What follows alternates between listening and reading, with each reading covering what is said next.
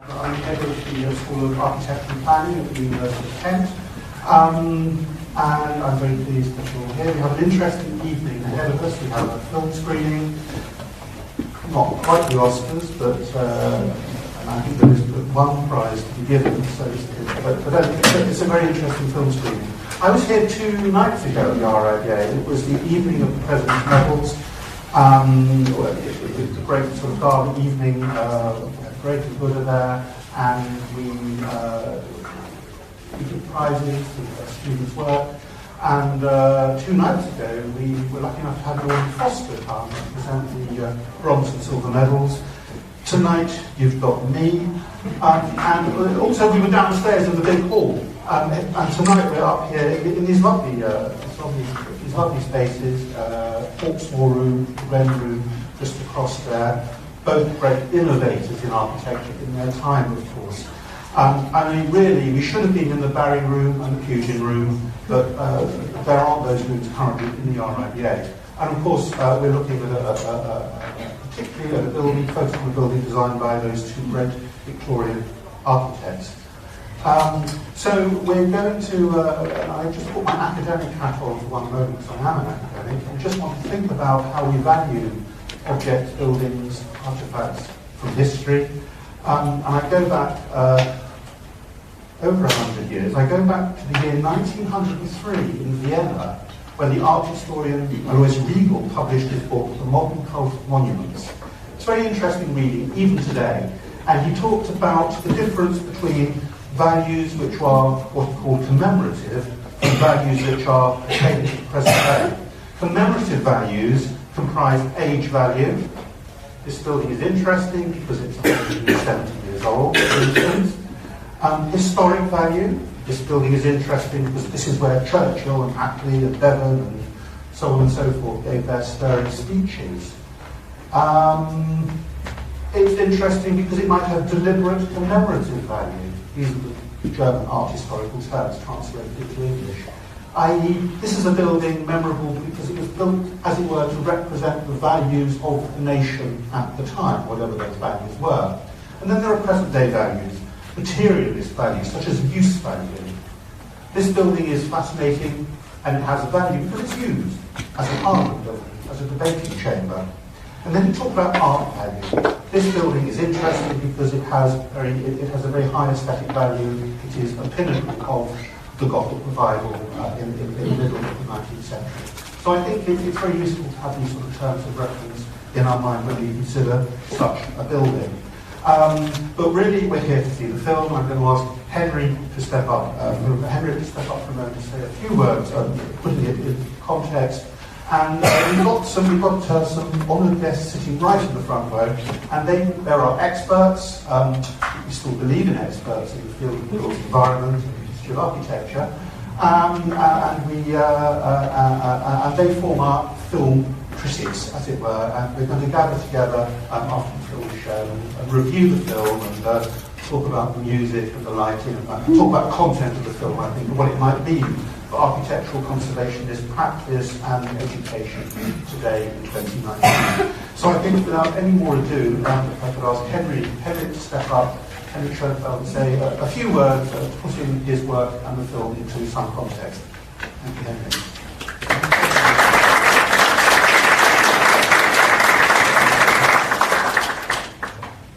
Thank you, Jerry, for introducing this evening, and thank you also for coming this evening to take part in this hopefully interesting debate about how we value heritage. And the area of my research, and really the film that we're going to be seeing today, is really about my academic research that I've been conducting over the last 8 years. 3.5 years or so I've spent actually within Parliament, being seconded there and being embedded within the Restoration Renew program team, and of which we have a few in our audience today. And the emphasis of this research is actually defining another value of heritage, which I would describe the environmental value of architecture. So, what is really quite critical is that we're thinking about the Palace of Westminster now as the seat of Parliament. We can be in front of the building and we're seeing young people protesting to act on climate change.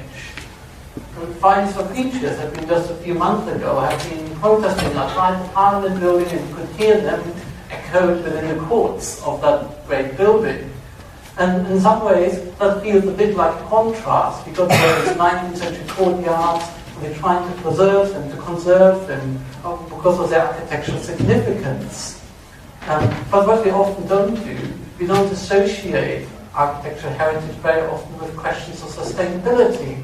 The modern question, we consider sustainability as something very contemporary, but we don't necessarily associate with architecture of the past, nor do we associate it with architecture that is radical.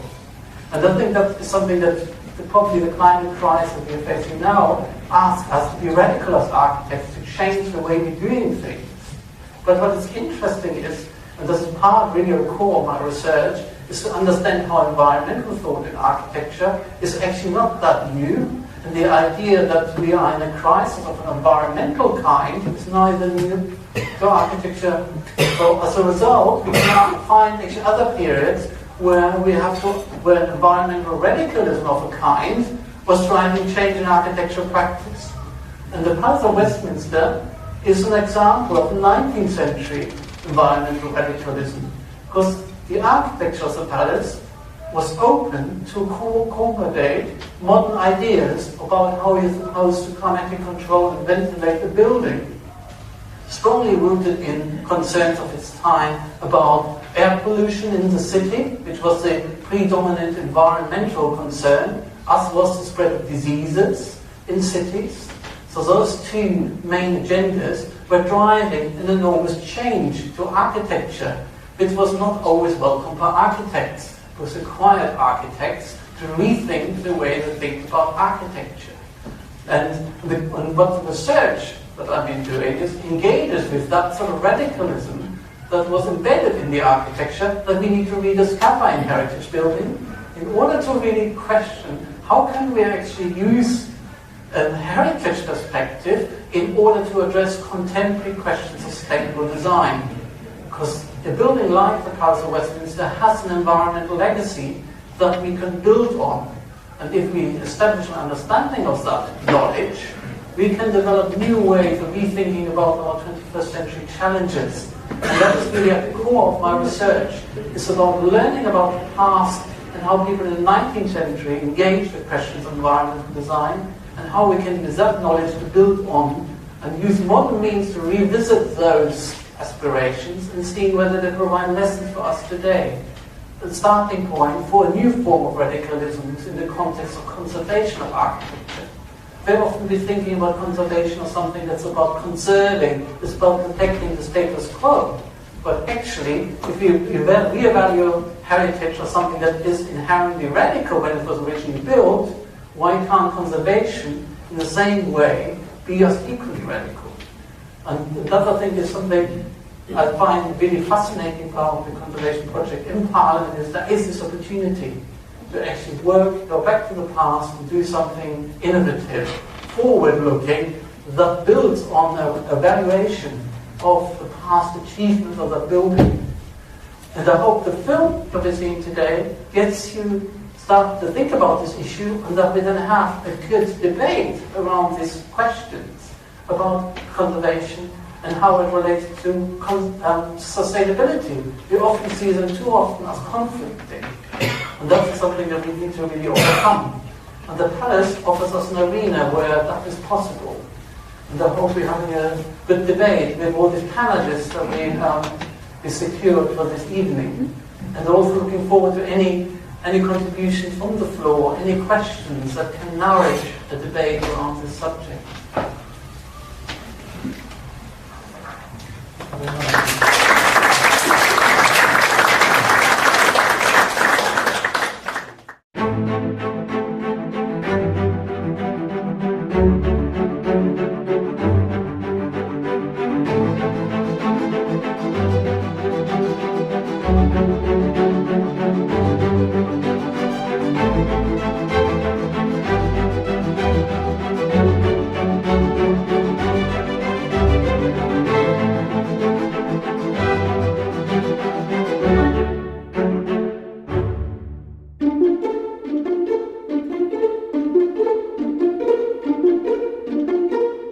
I'm Dr. Henrik Schoenefeldt. I'm Senior Lecturer in Sustainable Architecture at the Kent School of Architecture and Planning, and my current research project is based at the Houses of Parliament. Of course, we are all very familiar with this site of the palace, but there's one aspect of the building that people are less familiar with, and this is the fact that its many towers, which you can see here, including the Victoria Tower over there and the clock tower on this side, are not just architectural embellishments, but they are functional features of a 19th century ventilation system. The primary aims of the project is to develop a detailed and critical understanding of the original 19th century ventilation system and the way it had shaped the architecture. But what's significant about the palace is the degree to which technology was allowed to influence its architectural design, both internally and externally. So we are currently inside the Lord's debating chamber, which illustrates very clearly how these ventilation requirements had actually shaped the detailing of ceilings, floors and the galleries. So when we're looking up on the chamber, we can see, for instance, that there is gilded lettering around the edge of each of these square panels. They were actually carved to be permeable to air because these were vents. These were used to extract the hot air from the House of Lords through the ceiling. And on the top of each of these panels, you might have noticed a small little Tudor roses. And they are actually carved to allow fresh air to be injected through the coving of that gallery.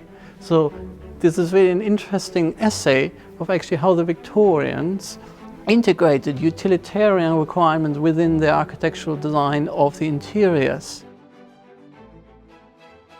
What Henrik's research really gives us is a complete insight into all the historic voids, and that's important for us for many reasons. One of the driving things for the programme is to replace all the mechanical and electrical infrastructure. So that's everything that you need to keep a building running. Lots of that will run through all those old historic voids. So have a complete map of where they all are is vital, and it's also vital to understand that from a fire perspective. So one of the big challenges we have here is the long-term fire risk of the palace, and to understand that network of voids is crucial. So here we got a rare example of the original 1840s cast iron flooring, and studying and understanding their purpose will help us to, in the Restoration Renewal Programme, to understand how far we can actually work with those historic features again. Would it be possible, for instance, to actually reutilize these historic methods of air inlets in the new design of the palace? The part of the research is to explore how a knowledge of these historic principles of environmental design can be used as a basis to develop a new sustainable approach to ventilation and climate control in the palace, and also as a way of reconciling the requirements of sustainability and heritage, which are very often seen as conflicting. This is actually the location of the original control room of the House of Commons, but now the only remains of this original control system is the periscope, which we can see over here. Now this periscope is quite significant in terms of the approach to environmental control, because it was used to monitor the number of members within the chamber and also observe the types of activities that were happening. So when the House of Commons, for instance, was preparing for votes, for instance, the system had to be adjusted. So this is an example of historic environmental control technology. We can still go and look through the lens and we can observe what's going on inside the chamber. So now we are currently in the basement and right below central lobby. We've got a palace that is about 300 meters long, and to allow the air to be distributed to every location, they use the basement passages to move the air from one end to the other. This is quite important in terms of the research, is to look at what has survived, but also looking at what has been lost in order to get a comprehensive understanding of the whole system.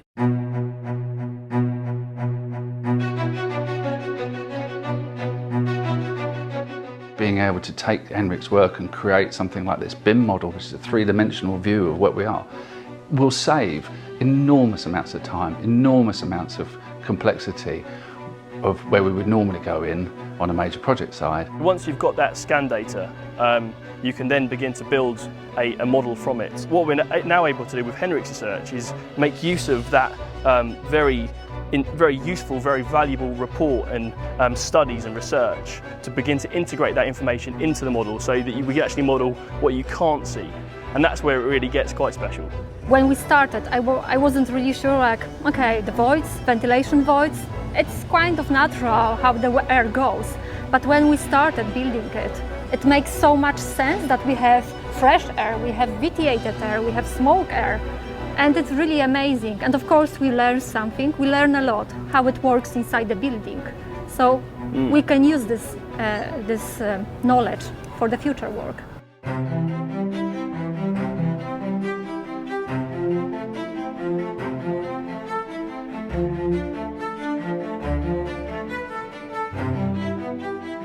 This archive holds a number of important documents relating to the life of the historic ventilation system. And here we got an example of a historic logbook in which the staff that was operating the systems were logging temperatures, the number of people in the chamber, and also making notes on operational procedures they were undertaking, on feedback that they had received from members of parliament during particular sittings, etc.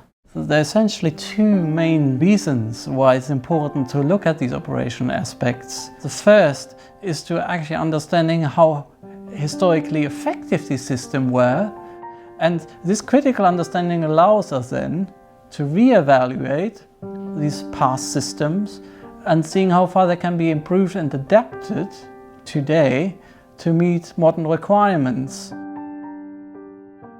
Henrik's research, I think, has revealed aspects of our understanding of the building, which we understood that there was a ventilating system designed within the fabric of the building. That was known, but exactly how it worked and exactly what it was that made it work was not fully understood. And I think that having that level of specialist technical expertise within the field of conservation allows us to develop a much more sophisticated view of what the Palace of Westminster is. One tends to regard science, technology as having a linear trajectory, that there's a progress and a development.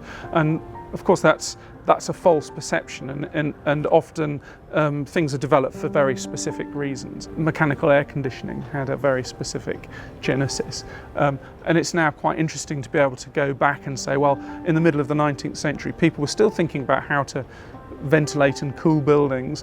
They'd begun to work out that there was a science behind this, and perhaps those now can be brought back to life. And there's a very tantalising possibility that the semi-naturally ventilated mid-19th century Palace of Westminster could be made to work again, that we could make this a carbon neutral building by restoring its original design ventilating system. The legacy part of all this is not just within the programme and how we plan it going forward, but it will, as far as we possibly can, it will be an open door to other industry, to the wider industry, I should say, to other heritage projects. So all of the work that Henrik's doing here related to this type of building, and then how we apply, and how the fact that what Henrik has learned means that we can get now through this piece a certain type of robotics that maybe doesn't even exist yet, but we can design and build. Once we've done that, then for future programmes to protect the UK's heritage buildings throughout, it's a fantastic piece of legacy. The principles that Henrik has worked on here, you can apply in broad brush terms to any sort of project. So whether that's the heating of a parish church, or a listed domestic house, or commercial offices, and in fact almost of any sort of existing building. And so even a building that is modern in 5 years' time, 10 years' time, 20 years' time, when you want to modify it, it's that same sort of thought process of what were the designers trying to do, what were their parameters they were working to, did they succeed, can we learn from those lessons of history. The transferability of now recognising that there is conservation of building services as a specific discipline, as it were. I think that's really quite exciting and an emerging field, and I feel that there are many other buildings, perhaps of other periods, where that can be developed further. The level of insight that I gained through this type of research also has a practical application and a practical value alongside its scholarly value. And that personally, because of my background in architecture, I value very, very much, because it's really important that you can bridge the gap between scholarship on one side and practical knowledge on the other. I feel really honored to be able to work on a project like this, to have the opportunity to actually take my knowledge, develop it, and being able to feed directly into the whole process of restoration. I mean, seeing it, hopefully, it being actually constructively utilized to refurbish the building, of course, that will fill me with a sense of pride in the long run, I hope.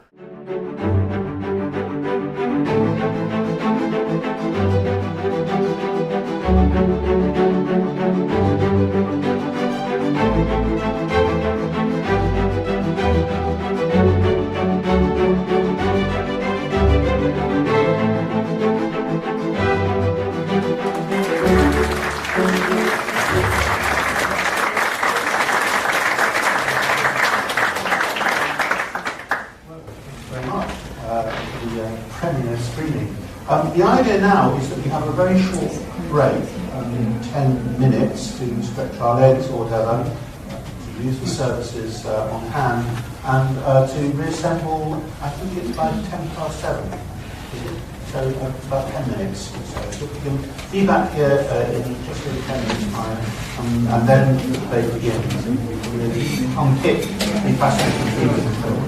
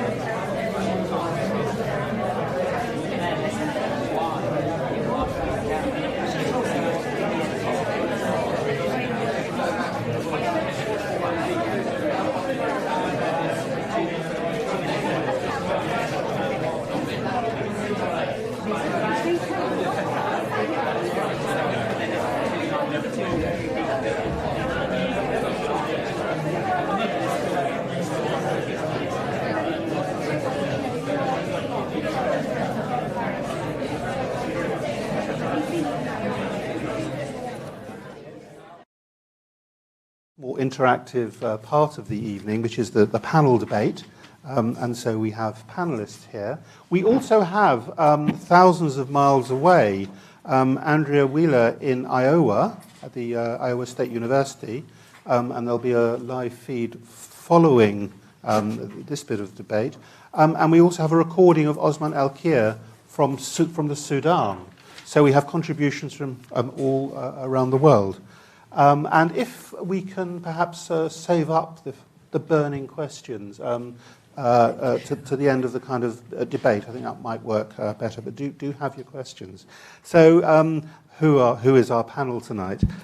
We have got, well, I suppose in the order they're sitting, Fionn Stevenson, who has the chair in sustainable design at the University of Sheffield School of Architecture.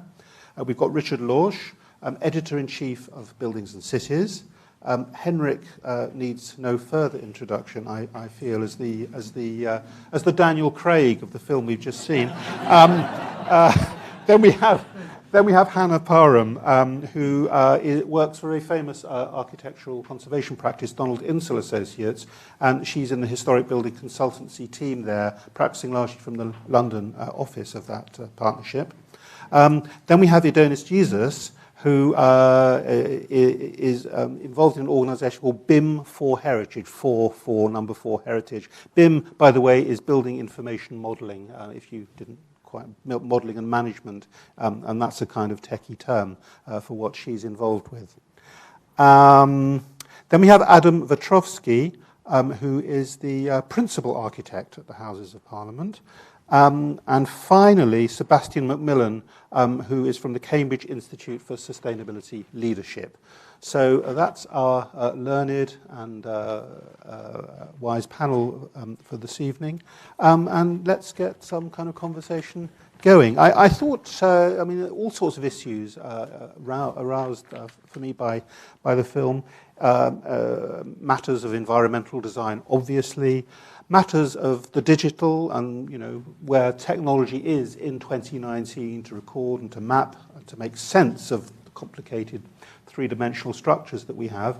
Matters of function and use, and matters also that affects us on the panel in academia and those sitting in the audience, and what this means for architectural education and design and sustainability education for today. So, but really we're reflecting on the film. I mean, we are the critics, and we've just seen this adventure film, and we want to kind of reflect on the film and what we can get from it. So I guess if we want to, well, I don't know, Henrik, do you want to reflect on the film that you just starred in briefly? But don't hog the scene. We want to hear from the other panelists. But if you can just, no, I don't mean it in that way. But if you can just reflect on what you've seen, and then perhaps the others can chip in on the question strictly of environmentalism and environmental design. Yeah, I mean, it's good to have this panel here because we got here voices represented who probably can comment on the various aspects that we have seen in the film. And one of the things is about the relationship that we have with historic building and how environmental questions might ask us to reevaluate the relationship we have building by adding in this new dimension, which we consider to be a very 21st century concern. And that offers us an opportunity to engage with questions of conservation policy. So we got Hannah Parham, who I worked with on the new conservation management plan and policy for the Palace of Westminster. So this work into the historic ventilation system is actually embedded in that. So it's that level where that research is underpinning that. Then we got the modelling, working very closely with Cloman and Craven, the team there modelling and virtually using BIM technology that Adonis Jesus can actually talk about. It's the use of new digital technologies that allows us to engage with something that's rather historic with that 19th century environmental technology and trying to capture it digitally in order to facilitate design studies and so on. So there is a sort of an interesting engagement of how we today are revisiting the palace. I think that's properly, in some ways, summarising what the film does try to portray, is that we are re-engaging with the building in a new way, from the 21st century, but in the same time trying to understand what was originally motivating the design of the building and the way it is done, and what was innovative about it then, how can we make it innovative again today? So, Hannah, do you want to chip Yes, in? Or... I'd like to chip in a little bit to, I suppose, take issue within your introduction, the description in a way of conservation on the one hand and then modern issues related to sustainability and radicalism in design. And I'd argue that the conservation movement is one of the most radical political movements this country has ever seen, and that actually, just as you say, we need to rediscover the older principles of sustainability, we also need to rediscover the old radicalism inherent in the conservation movement in thinkers like John Ruskin, like William Morris, like Octavia Hill. It's all there, this idea of conserving buildings related to their sustainable properties as well as their commemorative, associative values that you talked about earlier so eloquently, Jerry. The whole idea of environmental sustainability, intergenerational solidarity, taking something and passing it down intact or even better, is rooted in conservation as it's rooted in environmentalism. And there's some wonderful links and connections between the two movements to protect historic buildings and to protect the environment. So I see them as really intimately entwined in their beginnings. Possibly they've parted ways in more recent decades, but we're ready to make friends again, which I'm excited about the possibilities of that. Richard, I saw you wanted to intervene at that point. Yes.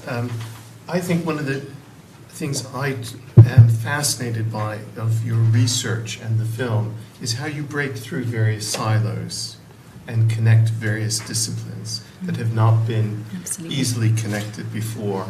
Often we've talked about conservation in the past of monuments and preserving them with great care and understanding. But you have a much more dynamic approach, both in terms of who's involved, and this is a living building, it's a living institution, it's an evolving institution, and maybe later we'll talk about how it is evolving and changing for the functions that happen in there. But for me, what's fascinating is you are connecting many different disciplines with these questions and with this approach, and I think that's actually quite radical. I take your point, conservation was and continues to be radical, but this approach is more than conservation. It's a very deep understanding of how did the building function, and there are many stories which in the time that the film had, you couldn't tell of how it did evolve over time. It was not a static building in terms of the operation and what we now call post-occupancy evaluation, which maybe we'll come on to later. But your understanding of that, your unveiling of that, and framing it in modern terms that we understand and connect to today, make us realize, actually, this was happening in the 19th century. We didn't have all of those jargon and approaches that we do today in post-occupancy evaluation, but it was happening. They were recording every day, and this is your work, which I know well because I've read quite a lot of it, recorded that, and they understood, well, this isn't working, how can we modify, how can we change and make the occupants in the chambers and elsewhere comfortable. And indeed, the notion of comfort, what was comfortable in 1870 was not comfortable in 1970, would not be, again, comfortable today. So it's a living, evolving institution and building, and that comes out both in the film and in your work. I'll pick up on that. Yeah. I just want to congratulate you on a fantastic project. It's really great. I mean, for me as an educator, what inspires about your work is, as others have said, it's that synthesis of the humanities with science. And I do think, certainly in architectural education, the humanities have been under attack, and there has been a prioritisation of the endless now. And what's so wonderful about your work is that you valorise the past and learning through the past. And something struck me this morning listening to Radio 4, And I know we're not supposed to mention politics, but I'm going to say the name Carolyn Lucas because I feel her presence in the room. But if those of you who heard the Today programme heard her quoting a very useful quote, which is, we won't protect what we won't love, and we won't love what we won't know. So the moral of that saying was that we need to know, and we need to know the past in order to inform what we're doing today. My area of post-occupancy evaluation bridges between science and humanities. I guess if I was to be provocative tonight and to push the agenda on yet again, I mean, it would be to talk about the inhabitants within the building. So I think what's interesting is the way in which Victorian scientists worked with the building and the people in it. And we have to ask ourselves, how much interaction was there between the people and the scientists? Because today, of course, we are very concerned with working with the inhabitants rather than working for them. And there's a subtle difference there. As a public service, we could say that architecture is to work for the people, but in that sense, we miss out a dimension, which is when you work with the people, you get an interactive adaptivity, where the inhabitants are learning from the building is learning from the inhabitants, and we, as the researchers, are learning from both. Well, I think given the timing of this evening, I think it's inevitable and unfortunate that we have I don't think we have any parliamentary constituency candidates in the audience. Of course we invited them, but events intervened for them as well. But, I'm sure we may have other inhabitants in the building in other roles here tonight. Well, I can speak as an inhabitant, of course. Please do. But I think, first of all, I need to echo your point about Henrik's amazing job, because, of course, we've known a reasonable amount. We thought we knew a reasonable amount about the system, and we knew where the bits were, but we didn't know how they connected. And I know that Henrik's at least 3.5 years of his existence recently has been underground in tunnels and coming out of things and looking rather dishevelled and as a mole largely. So it is a hugely remarkable achievement. But it is interesting to note this idea that working with scientists, of course, it goes back, of course, a lot further than that, because there were huge problems with the House of Commons chamber from 1547 when it was located in St Stephen's Hall or St Stephen's Chapel. And you get John Desaguliers, who comes in 1720, and he invents thermoventilation, which is a hand-cranked fan, for example. Huge frustration at that point. And then you get a posh French plumber called the Marquis de Chabannes, who comes along, put steam pipes in, and they all creaked, and they had to be taken out again because members didn't like that. It made a noise as they expanded and contracted. So there was a huge development, and of course the commission for the rebuilding of course, had been up to see Reed's laboratories anyway the summer before it burned down, and so Faraday's notion that a man of science should be appointed to do it kind of all dropped into place really rather well. And so there is a genesis to it and a development which when you put it in context is actually even more amazing, that we've actually got the bit that actually works now. And so full marks to you certainly on that score. We've found it to be absolutely amazing. And in terms of conservation and the notion of moving forward, I have to say that's what we certainly subscribe to in the Architecture and Heritage team. And I, speaking for myself personally, I don't subscribe to rules very much, and I much prefer the idea of lateral thinking and actually being able to move forwards, as indeed Reed did. So let's hope we can build on this now. There's a really salutary lesson from history, actually, in that the system that Henrik describes, the original system, was found to be didn't work particularly well, and so it's replaced. I think it's within 4 years in one chamber and within 7 years in another. Right. And then there's another system that sort of works a bit, but then not so well. And what we see actually from the times that Adam's describing before the Victorian rebuilding of the palace, right up to the present day, is an iterative process of systems responding to changing conditions. And I think it's an interesting point for the R&R project, which as a project has we hope, a beginning, a middle and an end. But the ventilation systems, the heating systems, the mechanical services in the Palace of Westminster are not going to have an end. It is a cycle and not a linear thing. And I think that's quite an interesting, different way of thinking about running a building that perhaps we've lost sight of a bit when we look at the practical completion as the end point, rather than cycles of maintenance, cycles of use, changing behaviours. This is not going to end. I mean, you talked about person to step into maintenance. Just stepping in, just following on this. So what you said, and it was like said again from the various discussions. So this idea of learning from the past, and for me, it's how do you actually learn from the past? The first step is recording it. So how do we actually record this knowledge that can actually be reused in the future, but in an efficient way? Because nowadays what happens is like you were actually going through like this book, very old book, but and it's probably like kept somewhere. But this just for this building. But in other buildings, it's the same. It's like folders, documents that are put away in a room, and then like the people who are actually operating the building, so the facilities managers, whoever, they need to go and dig out information.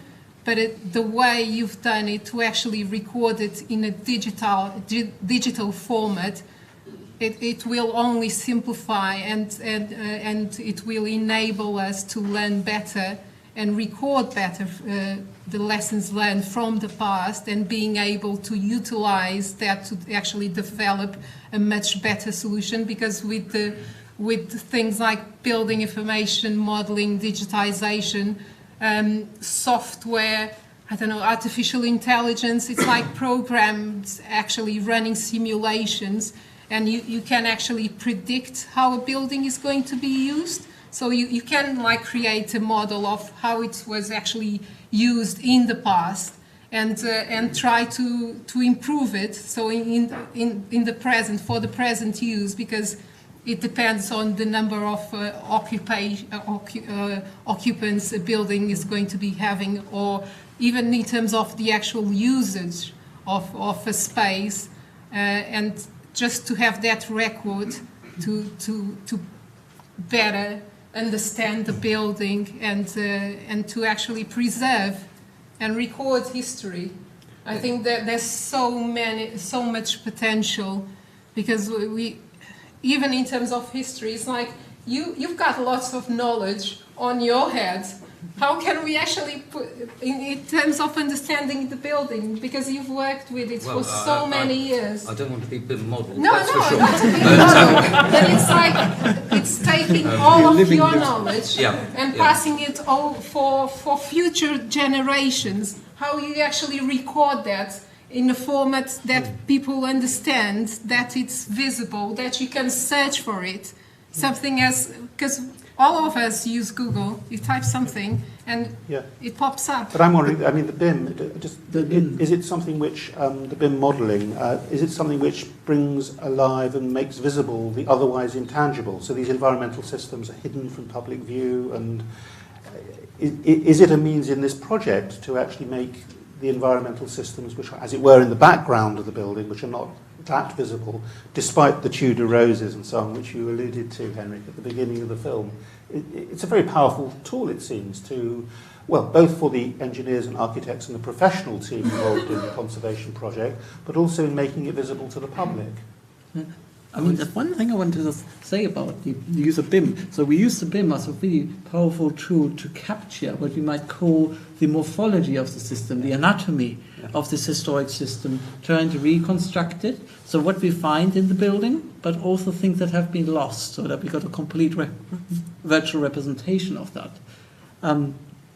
That is one side of the project I was working on. But the other thing about my research, actually, and I want to just slightly highlight this, is this post-occupancy history that Richard had alluded to. And what is really quite interesting about that, if you're going back to the 1830s, retracing of actually how users experience the buildings, how their experience had shaped future adaptation. So this iterative process that Hannah alluded to was actually, in most cases, driven by users feeding back of how they experience the building. And I've been able, through archival research, and now currently within individual current members and current staff, to understand actually how that experience and those changes have evolved over a long period of time. And how that understanding has actually revealed there's actually a lot, historically as now, engagement with the user. User experience and user interaction. We might call that today socio-technical practice, where we're understanding how users, staff responsible for operating systems, how they interact to create an optimal environment. And that has a long history. So I've been able to find in records a lot of information, private letters, for instance, from the 1940s, where people describing how they experienced the chambers. And what they were writing in person, sometimes the speaker or the sergeant at arms, what they were thinking the conditions within the chamber was and how they're supposed to be improved. So there's a long trail of history, and I've been able to reconstruct that, historically retracing that. And that is sort of really important part, actually, about understanding how effective the system was, not only technologically, but also from a human interaction point of view, which becomes really central now to sustainable practice, where we're focusing much more on the user. So we can actually engage with that past approach to engaging with user experience. It's not something that's just delegated as a scientist, but it's something that's actually very often user-led or user-initiated. Yes, Richard, do you want to come in and then we'll... Yeah, one of the things that makes the Palace of Westminster so special is both that the building was occupied by powerful people who, could actually say, no, it's not good enough, we're not happy, and who could express themselves quite clearly. And there was, the wealth and the power to respond to that. In other buildings at that time and elsewhere, you were told, well, that's all we can do right now, or you'll have to just cope. But in this particular building, this particular circumstance, it was a real opportunity that people could say, no, we're not happy, this doesn't work for us, the acoustics, the thermal comfort, other aspects. And there were people there to take on board and adjust and try and experiment. So it was, as you said, an iterative process. But what's unique is there are not many other buildings that had that opportunity. So this was actually an early, approach to engagement with the occupants, and not just providing for them, not just a sort of supply-side solution of, well, there you are, and cope, but much more interactive. And for that reason, I think, the building is very special and important as a sort of part of our values of heritage, not only for its, aesthetic and historical and many other attributes, but this is a very particular attribute which did not happen in many other places in terms of comfort and engagement with occupants at that level of discourse and response. Sure. Sebastian, you'd like to come in first? If I may. One of the things that you express in the film towards the end is this connection between your scholarship about how the building is occupied or has been occupied, and feedback from users, and whether it has practical implication.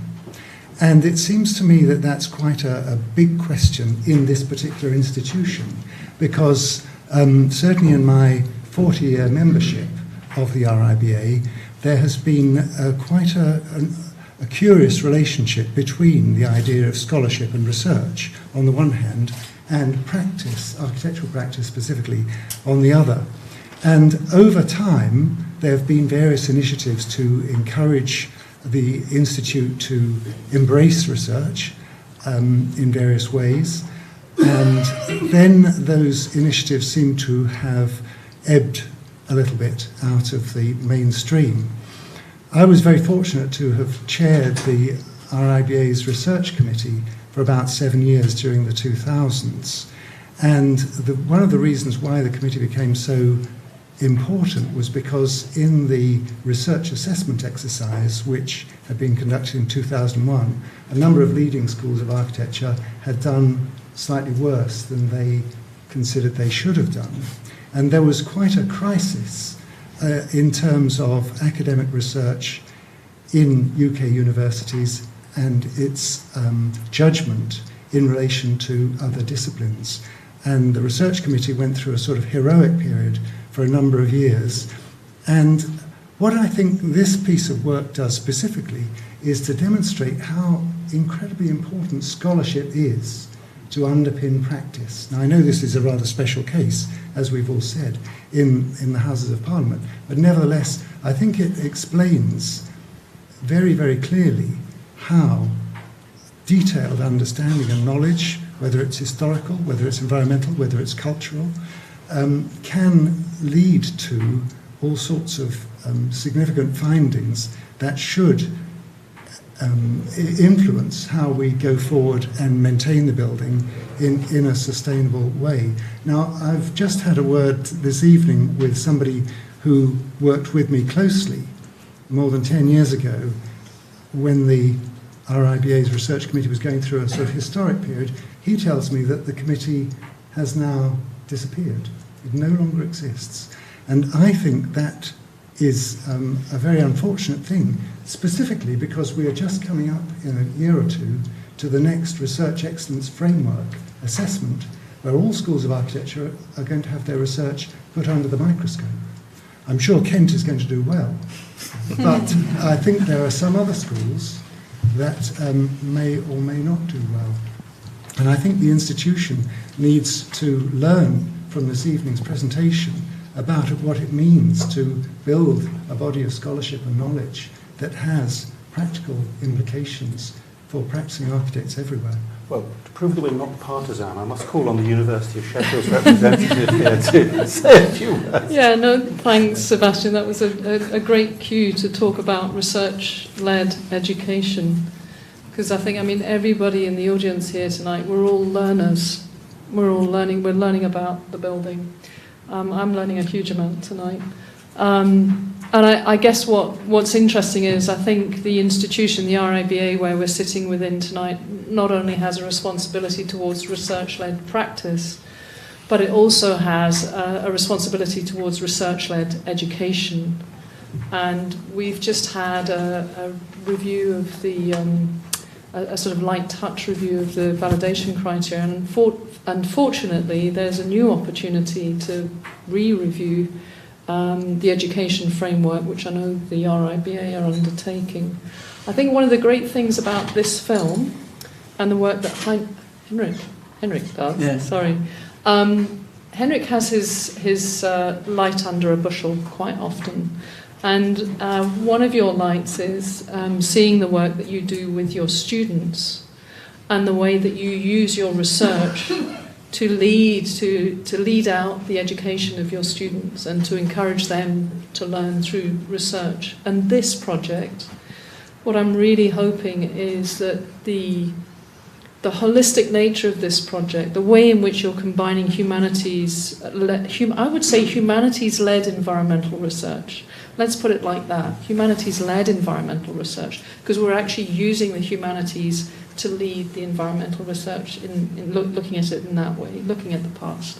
I would like to think that the RIBA, when it reflects on its education criteria again, recognises how important it is for us to embrace this humanities-led environmental analysis, but B, to pick up on the conversation we've had tonight about the importance of feedback and the user involvement in design, because actually that's pretty silent also in the education criteria. We need a much stronger statement on using user feedback, user interaction with our students of architecture, in our schools of architecture, so that when they go into practice and they become architects, they validate and valorize user feedback into design. That's what I'm hoping for from your project. One thing I find interesting, Fionn, about this learning, because in the end of the day we'll be working on a palace, like a major conservation project like the Palace of Westminster. There's something very distinctive about projects like this, is you need to develop a degree of humility towards learning about that building. You're stepping into a world that no conventional architect would be familiar with, because the building is unique in lots of ways. So you have to approach this building with humility, with a willingness to learn about it. And every day, I myself as a researcher going in there, I'm like a student. I'm learning from this building. The building is something that teaches me something about how the Victorians went about designing things, how they were thinking about architecture. And that humility, that instilling that sort of curiosity and openness to learn about the building and not taking things for granted, to do things, practice. So and essentially that's where the radicalness maybe comes out of a project like this, is that we need to change the way we think and practice architecture, which has huge implications for the way we do education. So if we can use this project as a way of innovating practice, feed that back into education, then that education will change and then change the future architects. And that is something that we are faced with climate change. Schools of architecture can't continue teaching architecture the way they used to. Climate change needs to be a non-negotiable factor in the education of architects. They need to design sustainable buildings in the future. Otherwise, you're not fit for purpose. And that I think is so important. For a building, even like the Palace of Westminster, which is a historic, significant building, to become a beacon of that change.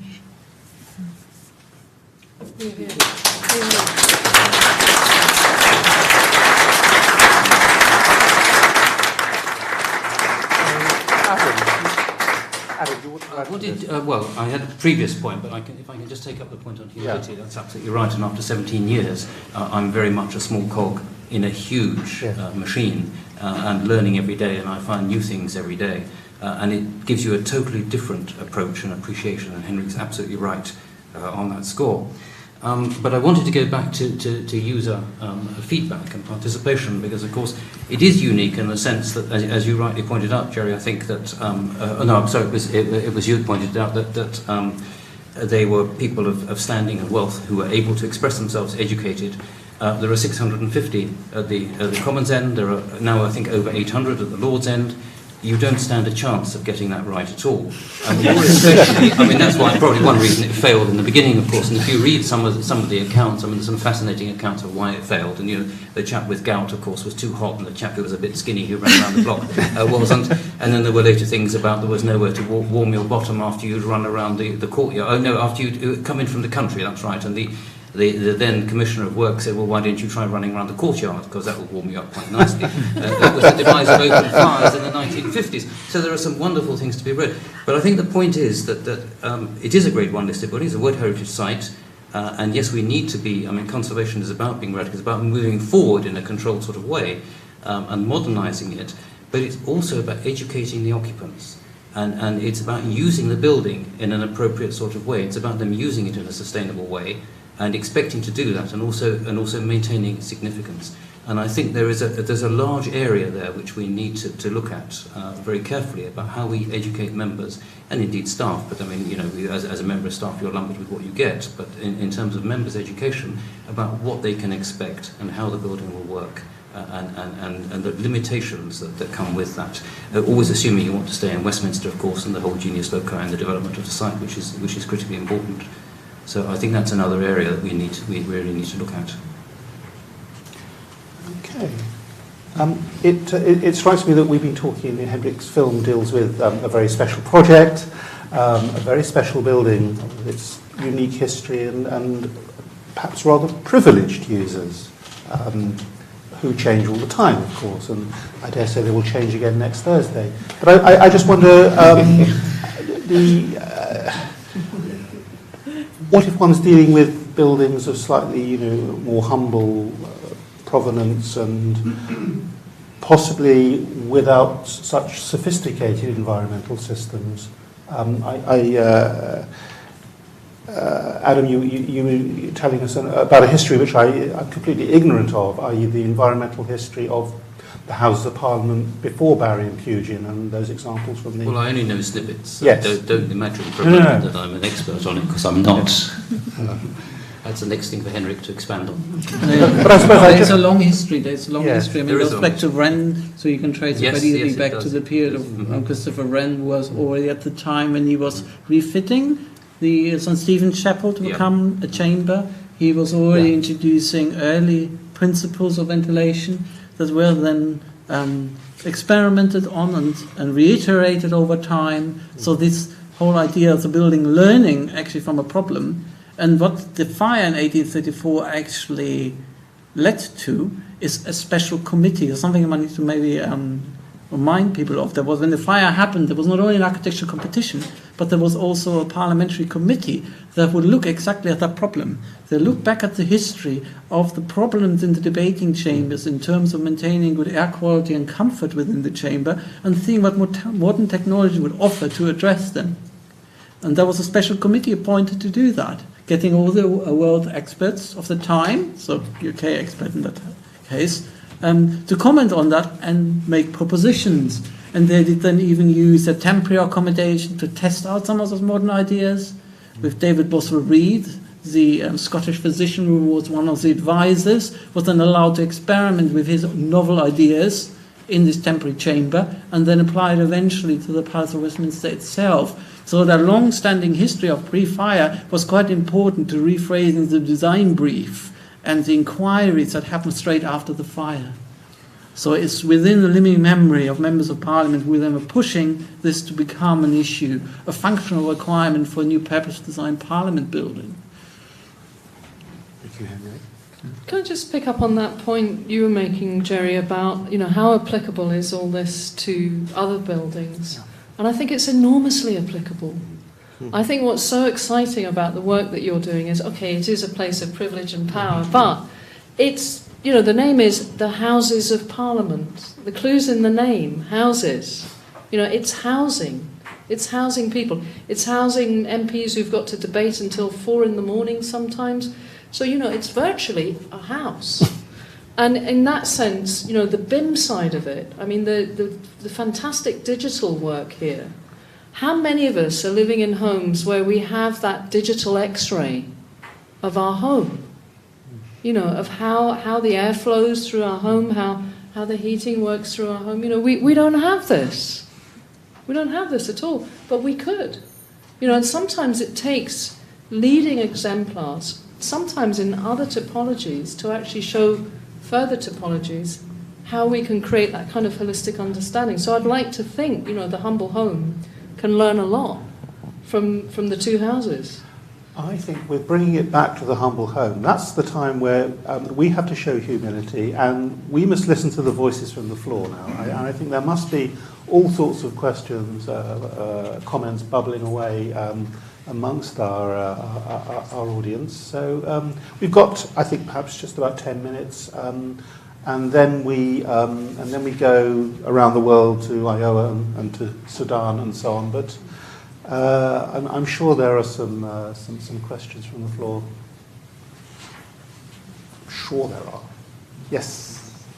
Did they perfect a sort of natural ventilation system before then voids were used for other uses and fans were brought in? Did it work in the end? Yeah, this is just tied in with the question quite closely what we have talked earlier about the user experience and there being such a wide range of users and they having different expectations. So when you're looking at the records, there's a lot of negative press about the system, and there is always this proliferation, this belief that the system was utter failure, it never worked. And that is only partly true. So it's true that the original system, for instance, in the House of Commons and in the House of Lords had problems. And a lot of that was associated with two things. One of them is the use of gas lighting, and that they had gas lighting systems that weren't integrated well into the ventilation system, so causing huge problems overheating. The other one is the time pressure, where actually the technology wasn't really fully completed. So a lot of because it relies very much on control. So there's a team of people who are responsible for managing the climate inside the debating chamber, which of course is difficult as it is today, to have the fluctuation of members of parliament, you have divisions and so on, votes going on. So there's a lot of movement of people.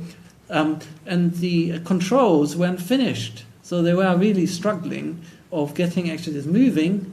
And the other one is being at the mercy of the subjectivity of the judgment being used against data showing that the system was doing actually quite well. So if you look at the historic performance data of temperatures, for instance, you'll see that despite the fluctuations between, you suddenly got 600 members squeezed into the chamber, another 2 hours later it's only 50 of them, they still keep the temperature reasonably stable. So, so in terms of the system of the success, we have to remember the system was in use for over 90 years, despite adaptations. So before it was then replaced with modern technology that came in. And initially the technology was only used to assist the old system, to enhance it, before it was then eventually decommissioned, particularly after the bombing, when the House of Commons was actually completely destroyed in the war and rebuilt a modern system.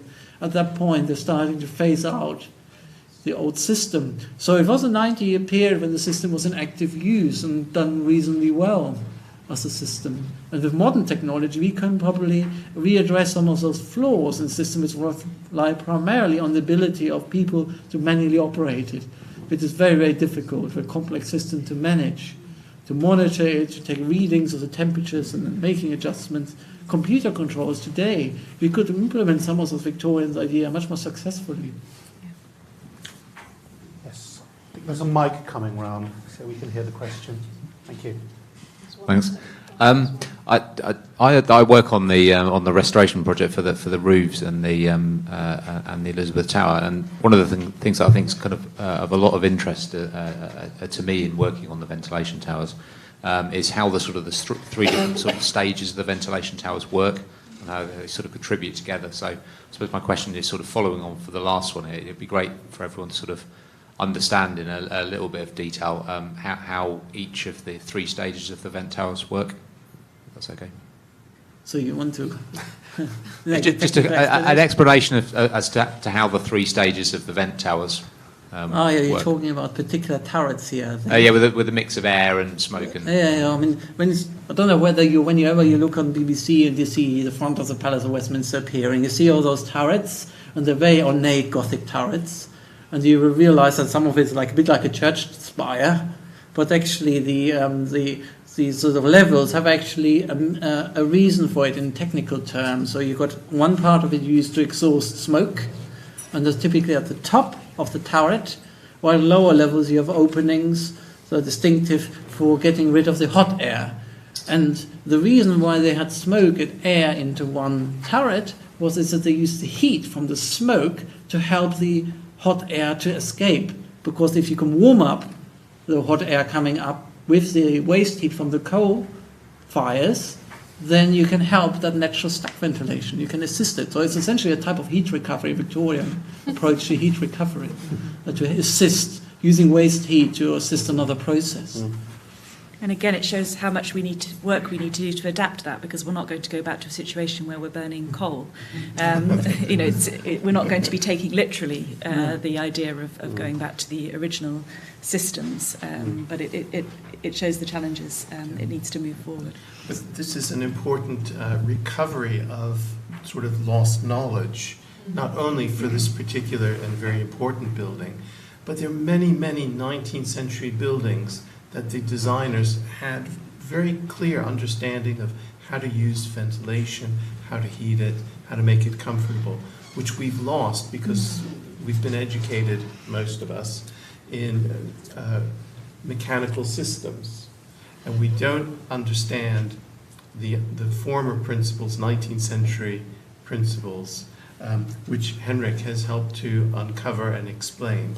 So this is a sort of part of a body of much larger work, which we can actually engage with our 19th century and perhaps earlier building stock, whether it's houses, small buildings, or the larger buildings which have been sort of retrofitted with mechanical things? There could be a really nice link actually with the humble house, because it would be great, I think, if research into the way the House of Parliament performs could improve our understanding of things like thermal mass, because we know that energy performance certificates significantly undervalue traditionally constructed buildings in the way that they perform, and that's causing all sorts of problems with ill thought out retrofit to get a performance certificate that's essentially a sort of piece of paper. And so we really need that understanding. There's this huge gap. We sense that it's wrong, but we don't know what the right answer is about all sorts of things relating to traditional construction and energy performance. So this is a great opportunity to change the estate agent brochure of every house for sale in the country and make it more accurate. Not just energy, but also health. I mean, another thing that we learn from conservation and we learn from the past is moisture management. So on the a one wet hand, wall is not a thermally insulated wall. Sorry? A wet wall is not a very good thermally insulated and just wall. that recovering, as Richard's saying, that lost knowledge. I mean, they had an intuitive understanding of moisture movement in the Victorian times, and we have lost that because of mechanical ventilation and not being educated in the building physics of moisture movement. Thankfully, that is now coming to the fore, and I mean, I think we do have to. We owe a debt of gratitude to the conservationists for making us aware of that moisture movement, primarily through materials. Yeah. I know there are other questions, so could the mic travel backwards? Yes, thank you very much. Just a quick question. We've talked a lot about the privileged people who are using this building, but do you have any evidence for instance, maintenance staff, cleaning staff, and how they responded to the systems that you've been investigating? I have actually been part of looking at the user experience. I was definitely looking into, for instance, journalists. So there was quite a lot of information on journalists, and also people working like doorkeepers who were regular users, messengers. That sort of found in the logbooks quite a lot of entries into this, and in private letters that tells us actually also those users. So it's not confined to, even in the logbooks, that's where people were keeping to monitor user experience, measurements. There were even references to other users within the building, not just members of parliament. And of course, members of parliament are the most dominant one, but there is quite a significant amount of data telling us of how other users of building have actually experienced it. And we could only dream of doing that kind of post-occupancy study now, couldn't we? I think we might have time for one further question before we go international. Just to go back one question or one point, a lot of domestic housing up until about the 1930s, i.e. pre-war, did actually have natural ventilation systems built into them. It's just dawned on me hearing the conversation, that my late parents' house in suburban West Wickham, only 10-15 miles from here, actually had a very clever system of natural ventilation that I looked at every day as a kid and didn't really appreciate how it worked. I do now, and it was high-level vents in most of the rooms. So there was always a cross-flow of air across the room and up and out, which meant that the room was always ventilated using the natural stack effect. It was very clever, but post-war, that sort of standard feature seemed to disappear, and the post-war housing didn't seem to work as well as my late parents' house. So I think there is a lot still to be learned just out there in the suburbs. Well, we're sort of ending on a domestic note, which is perhaps fitting for the Houses of Parliament. I don't know if there are any burning questions. There's one. All right, we'll have one final question, if I'm allowed one, and then we must go to our international guests. Marilyn. Thank you, Jerry. I think it's quite fitting for our host building as well. It's not so much of a question, but I would just like to follow up from Henrik's passionate plea earlier on, because he really hit the nail straight on its head. I think part of the legacy of this project, hopefully, will also be about architectural education and the fact that we are really past the stage where architects only look at a specific aspect, and then specialists, whether it's conservation, architects or engineers or sustainability experts, are going to look at everything else. We really need to be reevaluating what architectural education is about, and they really need to be experts to a degree that they can provide not only an aesthetically pleasing but functional building, a sustainable building. At an era of climate change, we really cannot ignore these things any further. So. Thank you very much. Right. Well, we will, on that note, particularly for us in education, I think we'll close the questions from the audience here and go, as I say, go global at this point. So we have to thank the panel members first, but I think I think we should stay in our positions. You might have to go off because you have a train to catch, I know. So I'd like to introduce Andrea Wheeler from. She's Associate Professor of Architecture at Iowa State University, and I've got to read out her statement apparently. So this is what she says about herself and her stance on what we've just seen. She writes, there she is, you can see her. She writes, I'm an Associate Professor of Architecture at Iowa State University, and I teach classes on green and sustainable design, and I'm a studio instructor. I am passionate about creating sustainable buildings, and I care about both the intention and the actuality of sustainable buildings. In this respect, the film is a wonderful illustration of the importance of understanding the historic value of innovation in environmental design for current practices in sustainable design, and to be able to ensure design solutions respectful to the original intention of designers. My scholarship reflects many years of academic research experience in sustainable architecture, working in the fields of post-occupancy evaluation, participatory design methods for sustainable schools, and policy research in motivating sustainable behaviours at the Department of Food and Rural Affairs, DEFRA, in Westminster.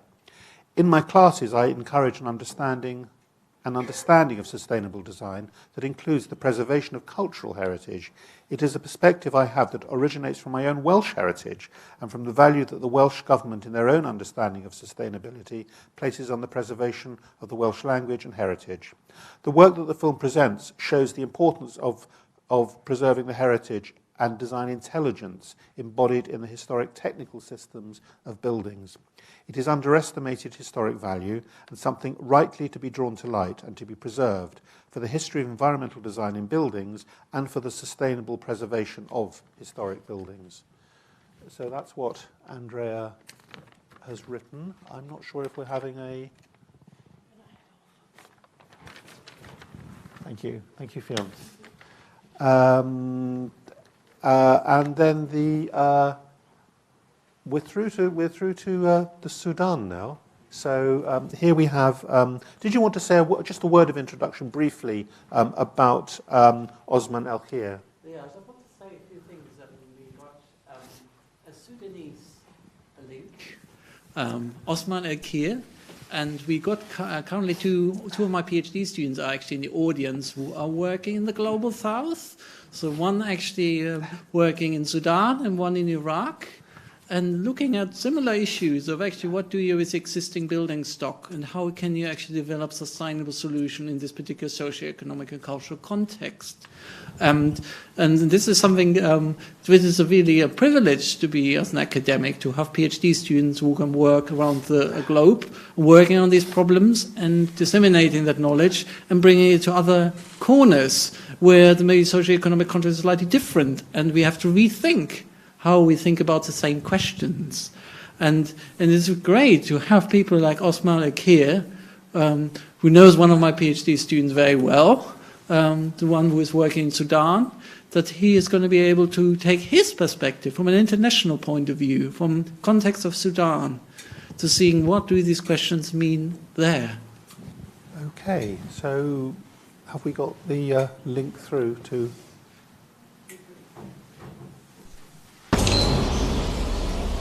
It was interesting to see the documentary, thanks to Professor Schoenefeldt. And I think it presented a very nice example, the Westminster Palace. But I also think that Khartoum is particularly relevant when it comes to ventilation. When British colonizers came to Khartoum back in 1898, they were aware that they were going to a very harsh environment. And in fact, the idea of building a European city at the fringe of the great African Sahara, in the center of Africa, was a very strange idea. But they went along, knowing that they were facing two major problems. The health problem. Khartoum was a floodplain infested with mosquitoes and malaria. It was very difficult to control. And the other factor was the harsh, dry, dusty, hot climate. For that purpose, the design of buildings considered so many aspects. And when nowadays we look at the line of colonial buildings along the Blue Nile, we feel that there are lots of lessons to make out of that. First, the proper orientation. They were oriented in a way that they catch every breeze, but they also avoid intense radiation. The selection of materials, thick walls, high ceilings, every arrangement was made to produce environmentally fit buildings at a time when there was no available energy and no mechanical means of ventilation and cooling. But one of the very interesting features was these small openings you could see everywhere. They are not as sophisticated as we have seen here. They are not as sophisticated as you could see in New Delhi or somewhere else in colonial buildings, but they had interesting solutions for dissipating upper hot layers of air. And that would create a kind of thermosiphoning, sucking cool air from lower levels, shaded areas, lawns, wet places, and therefore convection current would be created and ventilation, natural ventilation would be enhanced. This is a trick that has been practiced in many of the buildings. For example, you could go in the commercial area, you see that the verandas, the shopping arcades, are higher than the shops. And therefore they allow for kind of clear-story windows that would wash out the upper hot layers. And eventually that would be replaced with cool air from below. In some of the buildings, they have allowed for small openings of like 10 by 10 centimeters, framed with timber. They had a mosquito netting, sometimes louver, just to protect it from bears and insects and so on. But they also had a metal cover that is liftable, so to say, that is pivoted on an upper hinge and would allow for air to pass through. Another opening on the other side takes care of exhausting hot air. I think if we look deeply at these buildings, they were very much studying, and there are many lessons to bring. Thank you very much. Well, thank you, Sudan. I feel like a compere of the Eurovision Song Contest here, almost. But no, I think we've come to the end of our evening. The debate, discussions can carry on next door. There's a little drinks reception in the Wren room, in the Hawksmoor room, I think, next door. So we can carry on doing that. So I'd like to thank everyone, the panel members, Henrik, obviously, you, our audience, for being here and asking those interesting questions, particularly James Hopkins and Richard Caseby on the renewal and on the renewal and restoration programme at the Palace of Westminster. Thank you very much. Of course, the RIBA for letting us use this place, and I suppose I must thank our own institution, the University of Kent, for helping facilitate this great evening. So thank you very much, everyone, and we'll see you next door in a moment. Thank you.